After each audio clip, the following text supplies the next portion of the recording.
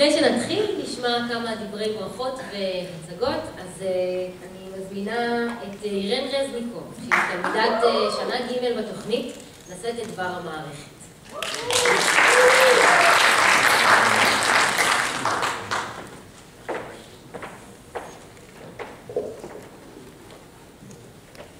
נשיא האוניברסיטה, דוברים נכבדים, חברי סגל, סטודנטים יקרים וקהל נכבד. אנחנו מתרגשים לפתוח היום את כנס פק"מ לירושלים הראשון בתולדות התוכנית.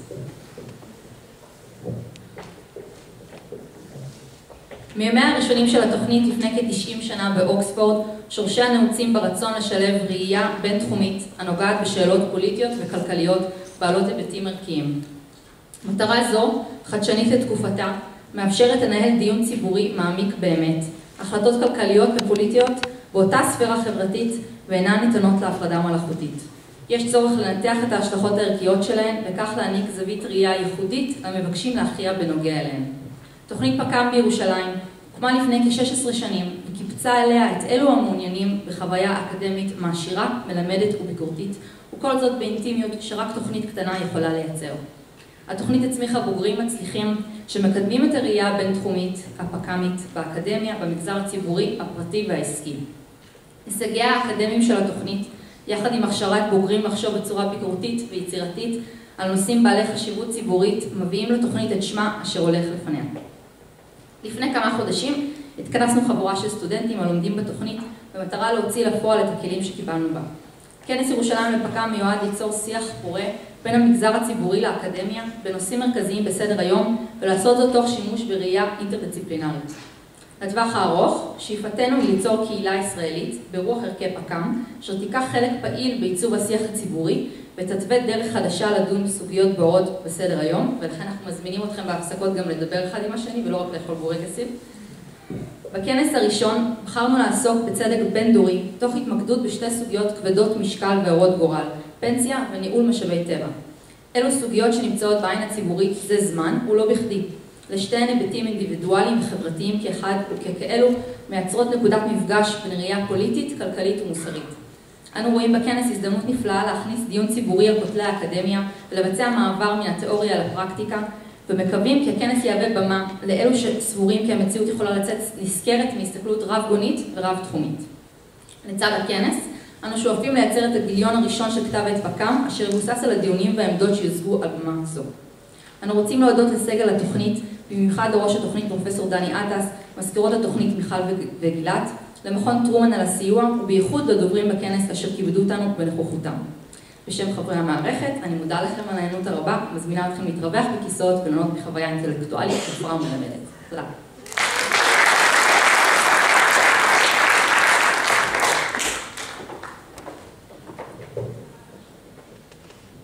תודה רבה לירן. אנחנו עכשיו רוצים להזמין את ראש התוכנית, פרופסור דני עטס, לשאת את דבר סגל התוכנית.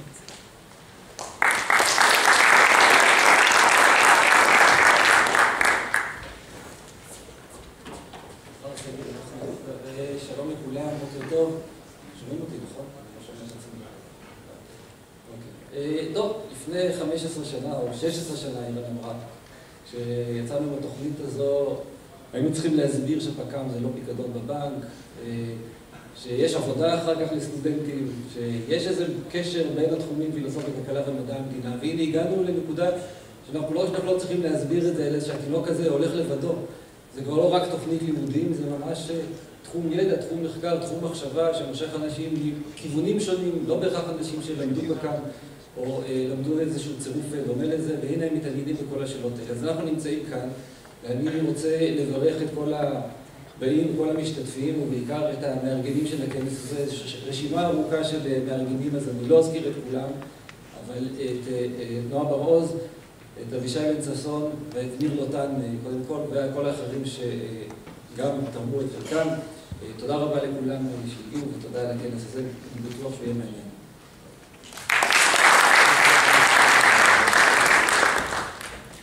תודה רבה לדני. דברי הברכה שלנו יחתום נשיא האוניברסיטה, פרופסור מנחם בן ששון. בבקשה.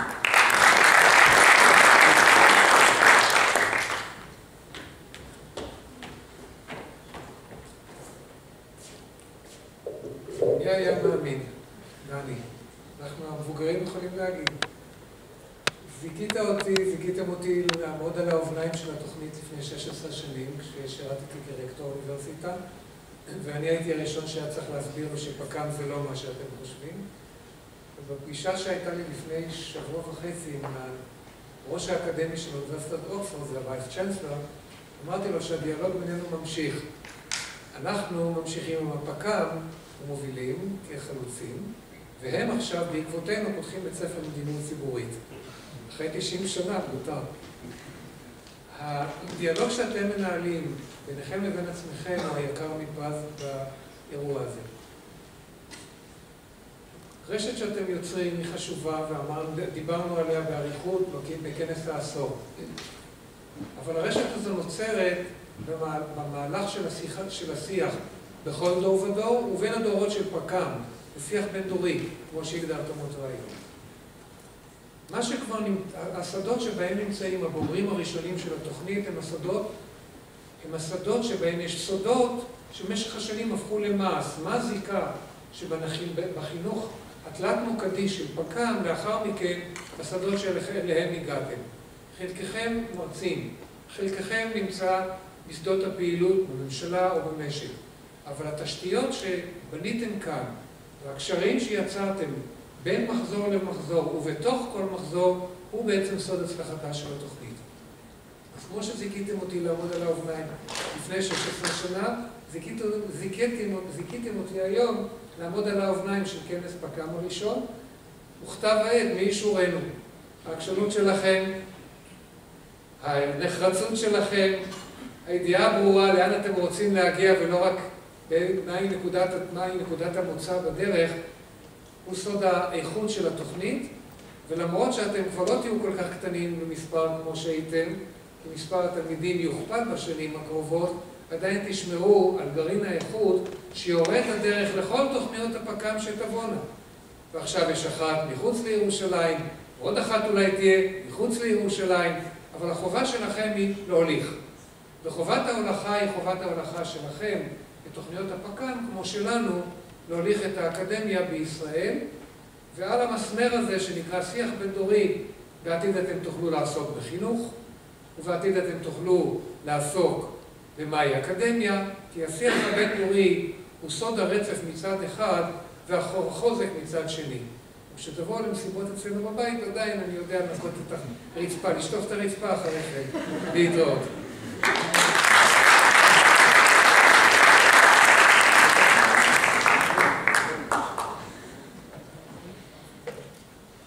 תודה רבה לנשיא האוניברסיטה שיעזוב אותנו עכשיו, ניתן לנו, אנחנו נמשיך.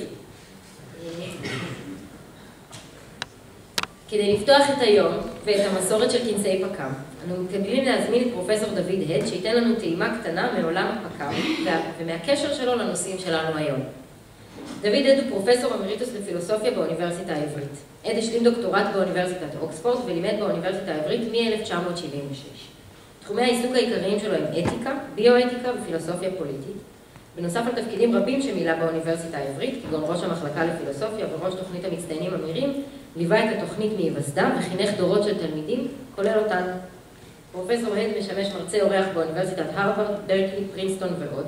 במהלך השנים ישב במספר ועדות ציבוריות בנושאי גנטיקה, המתות חסד, תרומת איברים ומחקר כמומחה בתחומו. פרופסור הד?